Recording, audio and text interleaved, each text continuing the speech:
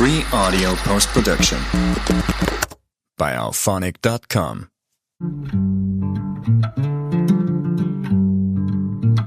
Welcome to Take It from the Iron Woman. My name is Susanne Müller, your host and the Iron Woman. This podcast is about empowering yourself and others to make real changes in the world. You will hear from everyday, smart, sophisticated, hip people like you and me. Not everybody has to be an Iron Woman to impress the world. Together, we will learn from the sports and business leaders how you can become a more successful person as an entrepreneur or a leader. It's one step at a time, one day at a time. Take your steps now. Take your big steps now. Join me on this journey to success. Take It from the Iron Woman. We only have special guests, and today we go to Lydia Hall. And when I look at her profile, it says, I like to call myself a professional storyteller. We dig deeper. And to be specific, even more specific, I'm an admissions consultant, editor, writer, and teacher. Lydia, give us your 2-minute intro, where you started, where you are today, and most of all, what can we learn from you? So very happy to have you. Amazing. Thank you so much for having me. So I will try to keep this brief. It can be a little bit difficult sometimes, but I will try. When I was in graduate school, my work in admissions consulting actually started. It was sort of something that I fell into, or maybe I'm still kind of falling into it. But when I did, it made perfect sense. Like a lot of people during the pandemic, I made a career switch. About a month before we went into lockdown here in the US, I ended up leaving a nonprofit job that I was at. To back up a little bit from that, when I was in grad school at Columbia Teachers College, which was when we started working together, along with my grad studies, I started taking on some editing projects to help pay for life in New York City, which was not cheap, as you know. I continued doing those editing side projects after I left New York and moved back to DC, where I took a job as a legislative aide on Capitol Hill. And then later, when I joined the nonprofit world, over the years, I was finding that I had been spending an increasing amount of time on college and grad school admissions essays, doing editing on those. For example, Columbia master's students who are applying for doctoral programs, or people who would refer me to a friend who was applying to grad school. And it began with just making grammatical edits, mostly, to the essays. Gradually evolved as I did more of this into more in-depth work with many of these students, where we'd begin with brainstorming and go through various drafts and ultimately finalize before application submission. Since I've done some alumni admissions interviewing for my alma mater, Tufts University, I also started doing interview prep sessions with international students. Another longtime editing client of mine connected me to a friend of hers who had a college and career guidance company. I started working with some of his students on their essays and found that I'd really come to enjoy getting to know them. I loved helping them tell their stories and articulate why they were perfect for their dream schools. Gradually, I realized that I wanted to be able to guide students through the entire college admissions process, from search to enrollment. I mostly work with students who are approaching the end of high school, but sometimes I've worked with younger students because it is a wise choice to start thinking about your essays as early as possible. There are so many things that you have to think about for your college admissions package. It's not just the essays. They're only a small part of it. I do work with high school students. Then I also work with students who are applying to grad school. A lot of them are in their final year of college. But then I've also worked with people who are looking to go back to school, which I really love. I'm somebody who worked before I went back to grad school, and I found that I really enjoyed going back, having had some life experience. And you said you mostly work with international students like me. They think like, okay, her English is not her first language. We want to have a diverse candidate with us. It's so competitive these days that we need a person like you. How do you think you can help others? If a person is interested to work with you, how does that process work? Where do you start, and how do you see the flourishing in a way when they get accepted to the cool school that they want to go to? Yeah. So I work with people who have a variety of different levels of preparation. Sometimes I work with students who have an entire personal statement written already. There was one amazing student I worked with. She's at a university in the UK now. There was one student I worked with a few years ago who had already written a first draft of an essay that was really remarkable for the common application. So I'm not sure how familiar you are with the US universe. So very simply, the majority of schools in the US use a system called the Common Application or the Common App. Basically, you fill out one form and you also have to fill out various school-specific questions. But through their system, you are able to select the schools that you're interested in applying to. And it allows you to fill out some of that demographic information and allows you to fill out a lot of that information just once instead of having to do it a dozen times. Another part of the Common App is they have these essay prompts.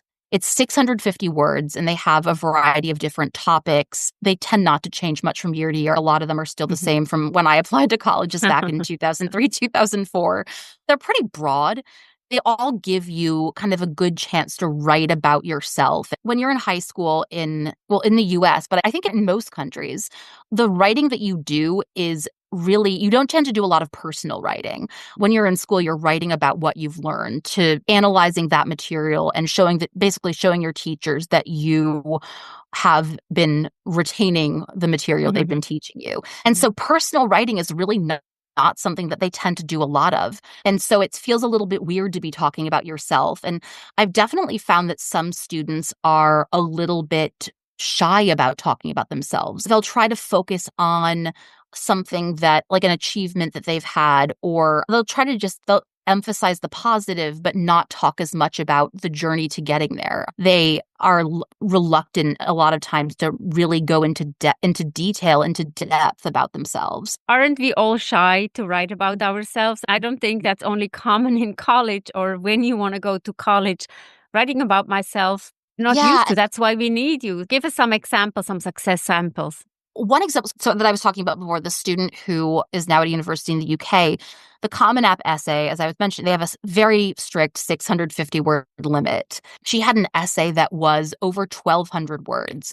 What was really remarkable about this student was how open she was about talking about her own life. She talked about her experience living in a variety of different countries as a young person and as a teenager, and how that kind of shaped her into the person that she is now. And my challenge with her was not getting her to open up more, but it was trying to get this really beautiful essay down into, editing it down into 650 words. I've also done grant writing, and I've been in a lot of situations where I've faced strict word and character limits. And I've gotten very creative over the years with cutting things down. When you edit college essays, when you're editing somebody else's personal writing, there were things that I took out, but then there were other things that I did not feel comfortable cutting. We worked together quite a bit through the process of editing this essay. She had started it early, which was a really, really good thing. There were certain things where I would highlight it, and I use shared Google Docs for this, as well as I will have meetings with students. And I will make comments and I'll highlight things and make comments. Do you feel comfortable taking this out? Or how can you maybe tell this story a little bit more efficiently? I did the editing of it, but in other cases, it was very much like, I want to honor people's voice and ensure that it stays in their voice, in their own words. Because as I was mentioning before, college admissions officers have an amazing radar when it comes to writing and admissions essays, and they can tell when an adult wrote something and when a 17-year-old wrote something. I worked with this student, and working together, we gradually got it cut down into a really beautiful finished product. I've also worked with students who will have kind of part of the essay written, or they know what they want to write about, but not quite how to do that. I'll have them kind of write down what they've come up with so far, and then we'll work together on outlining and putting things into the right place and filling in incomplete thoughts. I have ADHD, and I tend to write in a very kind of roundabout way when I'm doing my own writing. I know there are some people who can write in like starting with a topic sentence and like an opening paragraph and then move into the body and then do the conclusion last. But I tell students that a lot of times they'll have kind of the body of the essay figured out, but they won't quite know how to start it or how to end it. Feel free when you're writing to just start with that part and then think about and then go back to the topic sentence and the concluding part later. I tailor my approach to each individual student, and we will pretty much always go through multiple drafts. And with each time, we kind of refine further, ensure that we're keeping the prompt in mind. This is great learning. Obviously, everybody's a little different. You can start with the end in mind, or you can start with the body. And sometimes I think the main body is kind of like the picture in itself, and then you add the frame around, and that's where you come in. But I know that you have switched careers. What do you think you have learned over the years that you didn't know before? Obviously, you start with the word, you help the people, making it even more beautiful. But what have you learned? And I would like to go in terms of maybe as an entrepreneur, but also what you have learned in that journey. Being a career switcher comes with a lot of stigma in certain ways. It has its pros and its cons, and it takes nerve. It was kind of a scary thing to do, and it's still kind of scary. But what I've learned is, so as somebody who's still kind of new in this field, I've learned how to rely on and also kind of talk up and emphasize the skills that I bring with me from the previous work I've done. One thing that I also do for students as part of their admissions applications is I help them with resumes and CVs. People will think that a skill that they bring, that their work experience as, for example, working as a waiter or waitress or as a receptionist, why is this something I should put on my resume? This isn't something that people care about. What I try to tell them is that you actually learn incredibly valuable things in those in roles like that, in service industry roles that you don't think, that you might not think are important, but that actually will benefit you quite a bit. For example, it's like customer service, listening, exactly, asking questions, networking. What have you learned in your journey that you think is relevant for others when you're a career switcher? I have learned how to rely on and also talk up and emphasize the skills that I bring with me from the previous work that I've done, and to kind of honestly remind myself that they're valuable and that I can use them to help other people. As an editor, I've been able to help people turn good essays into almost perfect ones. At working with students on admissions, I rely on my skills as an editor and writer to help students share their stories and polish their essays.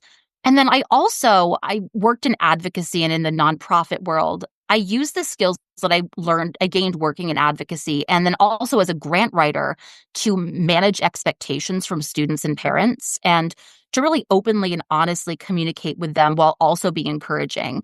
My high school guidance counselor did a remarkable job of managing my expectations when it came to applying to college, telling me, go for these schools, go for your dream schools, absolutely apply to them, but also know that nothing is guaranteed. It was a really great balance of positivity and realism. And I try to bring that to my work with students and then again with their parents as well. Managing expectations is something that I definitely learned to do over the years in those other roles. I also started teaching ESL during the pandemic, another kind of thing I fell into doing, but have found that I really loved. And honestly, having been a teacher, I've learned how to connect with younger people and to talk with them. I've been told that I'm actually really good at. One of the other admissions consultants I worked with told me that the students I worked with really trusted me and they enjoyed talking with me and working with me. And that just made me really happy. That's another thing that I've kind of learned to rely on. And then finally, like I'm in my late 30s now, and I use the confidence that I've gained by just being an older adult now, as well as in some of my previous roles, I did a lot of presentations and speeches. And so I used the confidence that I gained in those roles to drive me in, like not being afraid to reach out to people on LinkedIn to try to grow my network and just to say like, hey, do you know anybody who is doing this kind of work who I could talk to? Like just not being afraid to reach out. I would highly recommend that other people also just not be afraid. And like the worst thing that can happen is that the person won't respond to you. Just don't be afraid. Know your own worth and remember what you bring to the table, and think of yourself as somebody who people are lucky to work with and somebody who can really whose skills can be used to help other people. Let that kind of fuel you in taking steps to grow your network. So those are just a few of the things that I've learned. Great wisdom for us. Don't be afraid to ask questions. Reach out on LinkedIn. And I want to ask one final question. I know this is a loaded question. What about AI, our friend for the future? Oh my gosh. That's a 5-minute question, right? Oh my gosh. I could talk for an hour about my thoughts. 2 minutes. So when it comes to generative AI, so first of all, universities they use AI detectors when they read admissions essays. I tell my students, do not use AI in your writing. Full stop. Do not. College essays are the chance for a school to get to know the person behind the numbers, because there's so much information that everybody puts into their admissions package, like to present themselves to the school. Your grades are the most important thing, your recommendations, your activities. Building the perfect list of extracurriculars is like a journey in and of itself. There's a lot of information that you're showing to schools, but your essay is the chance for schools to get to know the person behind all of that, to learn more about you. Most schools, they have a large pool of candidates who are academically strong, and they look to the essays for those differentiators that make these candidates unique. As they read about them and get to know them, they can make decisions about how well this person would fit into their community.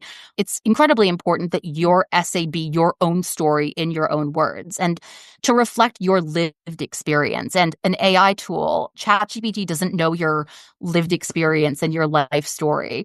And so it's not appropriate for that it's not appropriate for personal writing. I tell my students, just do not use ChatGPT. What do you do to recharge your batteries when you don't work? You're a busy person, you're an entrepreneur, we work 24/7, we are here for the students.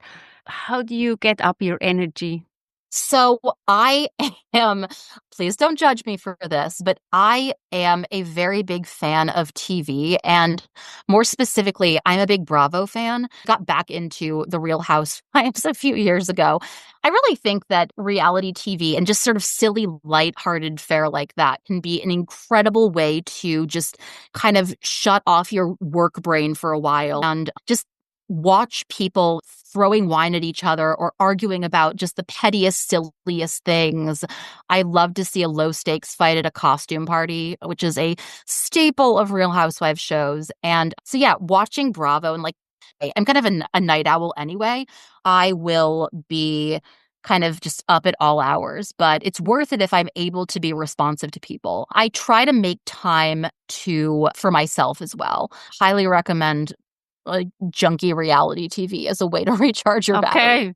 Okay, that sounds like fun. And I agree with you. Sometimes we need to do something silly because we focus throughout the day so much. But thank you so much, Lydia, for giving us a glimpse into your busy life and also exciting life with students from around the world. So keep it up. Thank you so much. Thank you. What are you taking away from this learning experience with Lydia? Check her out, follow her website, and see if you have some needs for editing, grant writing, or college admission. Take it from the Iron Woman. We have episodes every Monday. Come and join us, learn with others, learn from others. And also Take It from the Iron Woman is the book, Global Business Coaching with Sports Parallels. Download it, write a review, get it in your local bookstore, and also subscribe, and write a review for this podcast on your preferred platform where you're listening to this podcast. Thank you so much, and we'll see you next time. Bye-bye. Free audio post-production by alphonic.com.